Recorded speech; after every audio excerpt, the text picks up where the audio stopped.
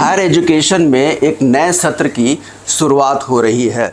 हम यहाँ कुरुक्षेत्र यूनिवर्सिटी में हैं और हमारे साथ है कुरुक्षेत्र यूनिवर्सिटी के वाइस चांसलर सोमनाथ सचदेवा जी। इनसे हम ये समझने की कोशिश करेंगे कि जो नई एजुकेशन पॉलिसी है वो किस तरीके से हायर एजुकेशन में बदलाव लेकर के आ रही है और कुरुक्षेत्र यूनिवर्सिटी इसमें किस तरह की भागीदारी निभा रहा है। तो बहुत बहुत नमस्कार सर। नमस्कार जी। किस तरीके से, अगर पहले तो हम ये जानना चाहेंगे कि ये न्यू एजुकेशन पॉलिसी है क्या, और हायर एजुकेशन के परिप्रेक्ष्य में देखा जाए तो ये कितनी ज़रूरी जान पड़ती है। देखिए, नई एजुकेशन पॉलिसी को अगर बहुत सिंपल तरीके से समझना हो तो इसके दो तीन बिंदु जो खास हैं उनको समझने की ज़रूरत है। एक तो ये मल्टी डिसिप्लिनरी है, यानी कि स्टूडेंट को चॉइस दी गई है कि वो अपने सब्जेक्ट के अलावा दूसरी डिसिप्लिन के सब्जेक्ट भी पढ़ पाए। जैसे आर्ट्स का स्टूडेंट है तो कुछ ना कुछ सब्जेक्ट्स उसको साइंस के भी पढ़ने हैं, अगर वो चाहे तो कॉमर्स का भी सब्जेक्ट ले सकता है, तो उसको एक चॉइस दी गई है। दूसरा क्या है कि इसमें मल्टीपल एंट्री एग्जिट का ऑप्शन दिया गया है कि आपने चाहो तो फर्स्ट ईयर के बाद छोड़ सकते हो, सेकंड ईयर के बाद, थर्ड ईयर के बाद छोड़ सकते हो, फोर्थ ईयर तक जा सकते हो। फर्स्ट ईयर के बाद अगर आप छोड़ते हो तो इसमें आपको एक सर्टिफिकेट, ग्रेजुएट सर्टिफिकेट मिलेगा। सेकंड ईयर के बाद ग्रेजुएट डिप्लोमा मिलेगा। थर्ड ईयर के बाद ग्रेजुएशन की डिग्री है। फोर्थ ईयर के बाद आपको जो ग्रेजुएशन विद ऑनर्स और graduation with honours and research, ये दोनों प्रावधान उसके अंदर हैं। ये एक रोज़गार परक शिक्षा प्रणाली है। चूँकि ये रोज़गार परक शिक्षा प्रणाली है तो इसके अंदर बहुत सारे स्किल एनहांसमेंट कोर्सेज का प्रोविज़न किया गया है। इसके अंदर इंटर्नशिप का प्रोविज़न किया गया है कि स्टूडेंट जब भी एग्जिट करेगा उससे पहले एक इंटर्नशिप उसको इंडस्ट्री के साथ, फील्ड ऑर्गेनाइजेशन के साथ, जो हमारे एस्टेब्लिश आर्टिस्ट हैं उनके साथ करनी पड़ेगी, या गांव में जाकर किसी ना किसी स्पेसिफिक प्रॉब्लम को स्टडी करके उसकी एक रिपोर्ट जमा करनी पड़ेगी। यानी कि उसका एक एक्सपोजर बाहर की दुनिया के साथ भी होगा इंटर्नशिप के माध्यम से। इसके अंदर एबिलिटी एनहांसमेंट कोर्सेज हैं जिसके अंदर लैंग्वेजेस का प्रोविज़न दिया गया है कि आप चाहें तो अपनी लैंग्वेज के अंदर स्टडी कर सकते हैं। साथ ही साथ ऑप्शन है पंजाबी, संस्कृत, इंग्लिश लैंग्वेज की ऑप्शन दी गई है, और भी बहुत सारी लैंग्वेजेस अलग अलग यूनिवर्सिटीज़ दे रही हैं। मैंने जो लैंग्वेजेस बताई वो हमने अभी तक इस तरह के प्रोविज़न इनको किए हैं। वैल्यू एडिड कोर्सेज का इसके अंदर प्रोविज़न है जिसके अंदर आप जो हमारी एथिक्स, मॉरल वैल्यूज़ से जुड़े हुए जो कोर्सेज हैं, श्रीमद् भगवद गीता का कोर्स है, इस तरह के कोर्सेज, योगा के ऊपर कोर्सेज हैं, इंडियन नॉलेज सिस्टम के ऊपर कोर्सेज हैं, ये सारे के सारे जो वैल्यू एडिड कोर्सेज के नाम से लगाए गए। और ये सभी अक्रॉस ऑल प्रोग्राम्स, जितने भी यूजी के प्रोग्राम्स हैं, चाहे वो बीए है, बीकॉम है, बीएससी है, उन सब के अंदर ये सभी कोर्सेज को इंटीग्रेट किया गया है। तो इस तरह से आप देखेंगे कि जो विद्यार्थी जो नेशनल एजुकेशन पॉलिसी 2020 के माध्यम से जिसका एडमिशन हो रहा है, जब वो पास आउट होगा तो कोई ना कोई स्किल सीख कर जाएगा, वो एक अच्छे संस्कार लेकर पास आउट होगा यहाँ से, उसका लैंग्वेज के ऊपर भी अच्छी पकड़ होगी और उसका एक्सपोजर बाहर की इंडस्ट्री के साथ भी हो चुका होगा। यानी कि बच्चा एक आत्मनिर्भर बनने की स्थिति में होगा जब वो यहाँ से बाहर जाएगा। तो मैं ये मानता हूँ कि ये जो हमारी NEP 2020 है, ये बिल्कुल गेम चेंजर है। अमूलचूल परिवर्तन हो रहे हैं और ये समय की मांग के हिसाब से पॉलिसी को लाया गया है, क्योंकि हम देख रहे हैं कि हमारे बच्चे रोज़गार ना मिलने की वजह से बहुत बड़ी संख्या के अंदर, स्पेशली हरियाणा, पंजाब के अंदर बाहर जा रहे हैं।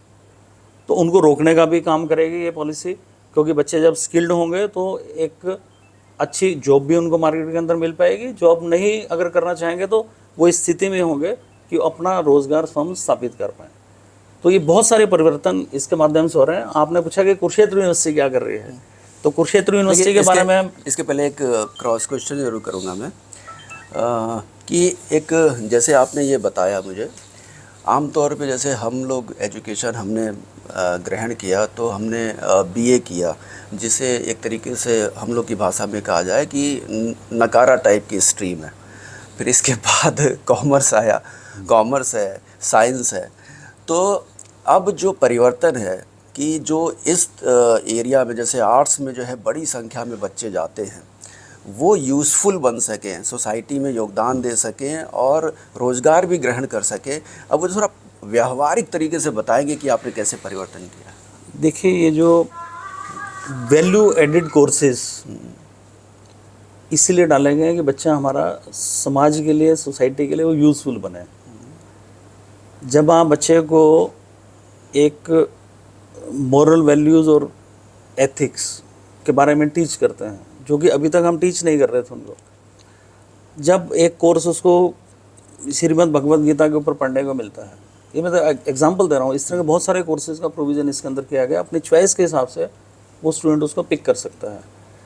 इसमें कम्युनिटी इंगेजमेंट कोर्सेज है कि बच्चा जब गांव के अंदर जाकर उसकी प्रॉब्लम को स्टडी करके कोई रिपोर्ट सबमिट करता है, तो आप देखेंगे कि इन सभी चीज़ों की बदौलत, क्योंकि वो स्किल एनहांसमेंट कोर्स भी कर रहा है, तो वो जब इंटर्नशिप भी करेगा तो नेचुरली वो एक बहुत यूज़फुल सिटीज़न बनने की तरफ अग्रसर होगा।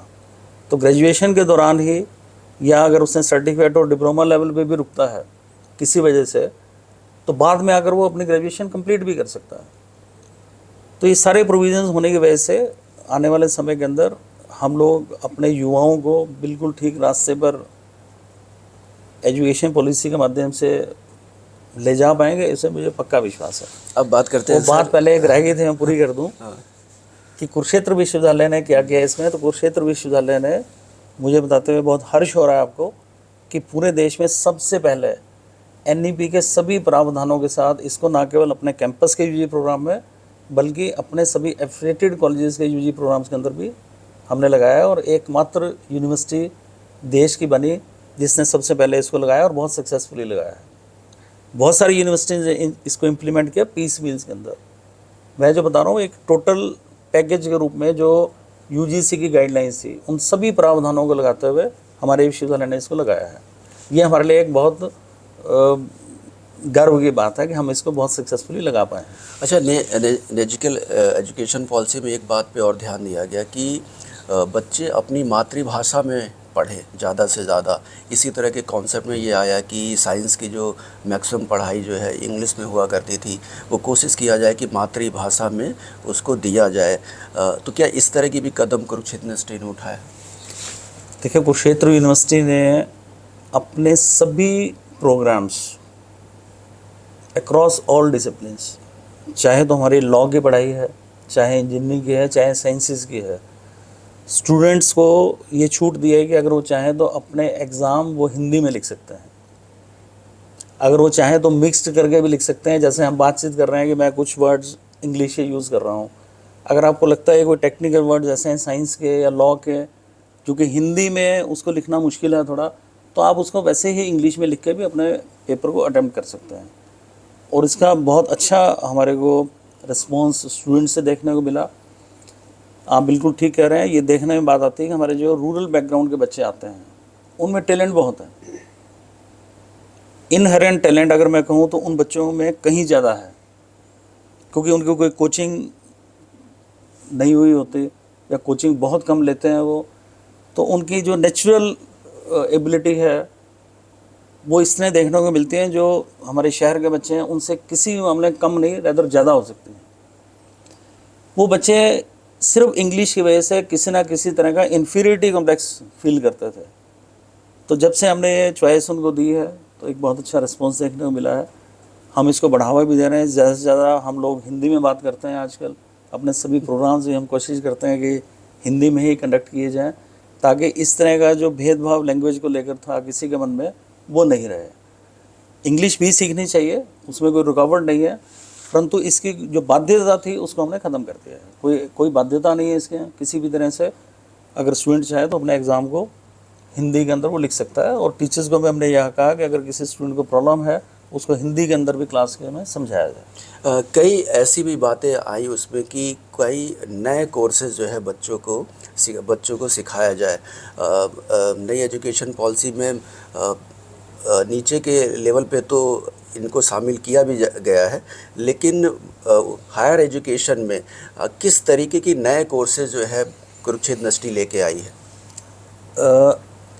जैसे हमने सपोज बीए का ही प्रोग्राम था, बीए के प्रोग्राम के अंदर जब मैं कह रहा हूँ कि हमने स्किल एनहांसमेंट कोर्सेज दिए हैं, तो स्किल एनहांसमेंट कोर्सेज 4 सेमेस्टर के अंदर स्किल एनहांसमेंट कोर्सेज का प्रोविज़न किया गया है। और ऐसे टोटल 63 कोर्सेज हैं जो स्किल एनहांसमेंट के नाम से पढ़ाए जाएंगे। एक चॉइस दे दी गई है उनको। जैसे स्किल एनहांसमेंट में कंप्यूटर से रिलेटेड एक कोर्स तो हर बच्चा पढ़ेगा, बीए का है, बीएससी का है, बीकॉम का है, एक स्किल एनहांसमेंट एक कोर्स तो कंपलसरी करना है उसने। बाकी उसको चॉइस दी है। वो चॉइस इतनी वाइड है कि अगर कोई बच्चा चाहे तो ब्यूटिशियन का कोर्स कर सकता है, कोई बच्चा चाहे कि नहीं मैं एग्रीकल्चर में इंटरेस्ट है तो एग्रीकल्चर में स्किलिंग का भी कोर्स है।